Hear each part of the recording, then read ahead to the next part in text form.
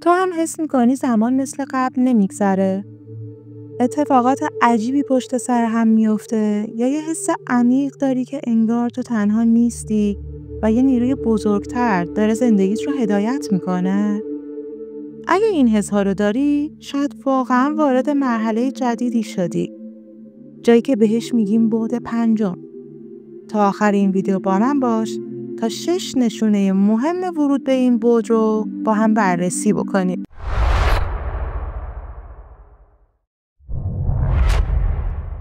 نشانه اول، تغییر در درک زمانه. توی زندگی روزمره هممون زمان رو با ساعت و دقیقه میسنجیم، ولی وقتی وارد ارتعاش بعد پنجم میشی، انگار دیگه ساعت برات معنای سابق رو نداره. ممکنه بشینی یه آهنگ گوش بدی، یا مشغول انجام کارهای روزمرت باشی، یا با یکی صحبت بکنی و زمانی که ساعت رو نگاه میکنی بهت میگه 3-4 ساعت زمان گذروندی، در حالی که فکر میکردی نیم ساعته. یا برعکس، گاهی حس میکنی یه روز خیلی طولانی داشتی، پر از اتفاقات، اما وقتی ساعت رو نگاه میکنی بهت میگه فقط چند ساعت گذشته. این یعنی ذهن و روحت دیگه وابسته به ساعت دیواری نیست و داره با زمان کیهانی هماهنگ میشه. و وقتی درک زمان تغییر میکنه، ناخودآگاه چیزهایی رو تجربه میکنی که قبلا نمیدیدی. مثل نشونه بعدی، یعنی افزایش همزمانی ها.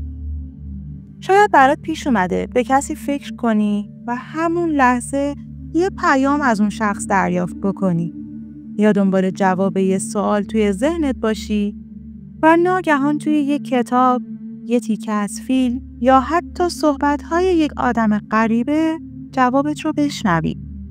این اتفاقات به ظاهر تصادفی توی بعد پنجم زیاد میشن. انگار جهان با تو وارد گفتگو شده و از این طریق نشونه‌هایی رو بهت میده که راهنماییت کنه. این همزمانی ها دیگه شانسی نیستن. نشونه اینه که داری با انرژی و جریان زندگی یکی میشی و همین هماهنگی ها باعث میشن حس درونیت بهتر بتونه راهنماییت کنه. و نشونه بعدی خودش رو آشکار میکنه. اما قبل از اینکه بریم سراغ نشونه بعدی، اگر تا اینجای ویدیو ذره احساس خوب در وجودت شکل گرفته، این کلیپ رو لایک کن، چون لایک تو انرژی بسیار مثبتی به من میده. نشونه بعدی افزایش شهود و حس ششمه که خودش رو برات نمایان میکنه. توی دنیای عادی همیشه به منطق تکیه میکنیم، ولی وقتی آگاهی بالاتر میره، شهودت قوی تر میشه. مثلا یه بار میخوای جایی بری و حسی بهت میگه نرو.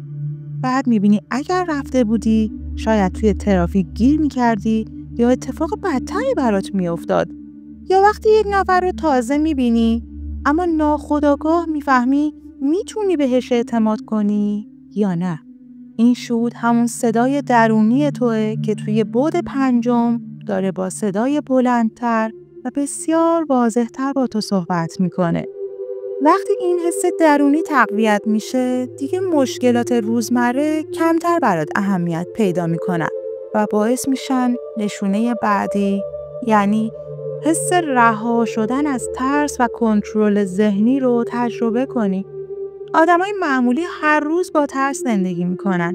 ترس از آینده، ترس از قضاوت بقیه، ترس از شکست. و وقتی وارد بعد پنجم میشی، میبینی خیلی از این ترس‌ها کمرنگ میشن یا از بین میرن. مثلا قبلا با یه اشتباه کوچیک کلی شب تا صبح فکر میکردی، اما حالا راحت‌تر میپذیری و رهاش میکنی. یا دیگه کمتر تحت تاثیر اخبار منفی یا قضاوت‌های بقیه قرار میگیری. اینجا تو بیشتر از ذهن به قلب تکیه میکنی و همین باعث میشه سبکتر و آزادتر زندگی کنی.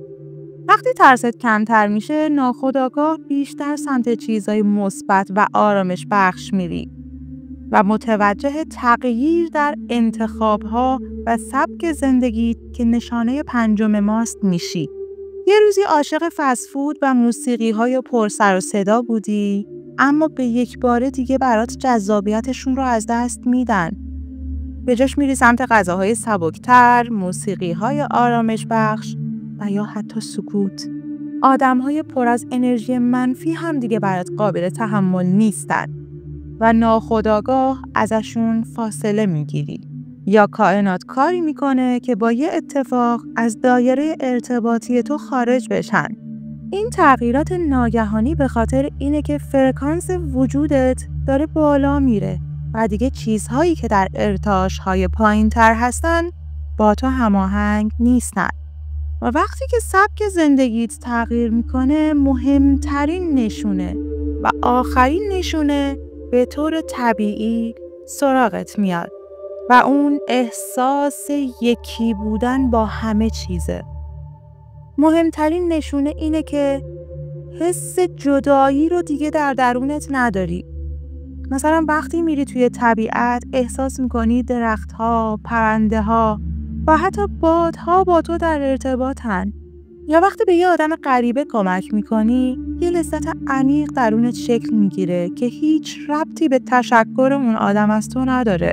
این حس یگانگی باعث میشه همدلی و عشق درونت بیشتر بشه و بفهمی همه ما بخشی از یک کل بزرگیم.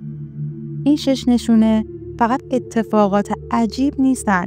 اونها پیام‌های روشن جهانن که بهت میگن داری وارد مرحله بالاتری از آگاهی میشی.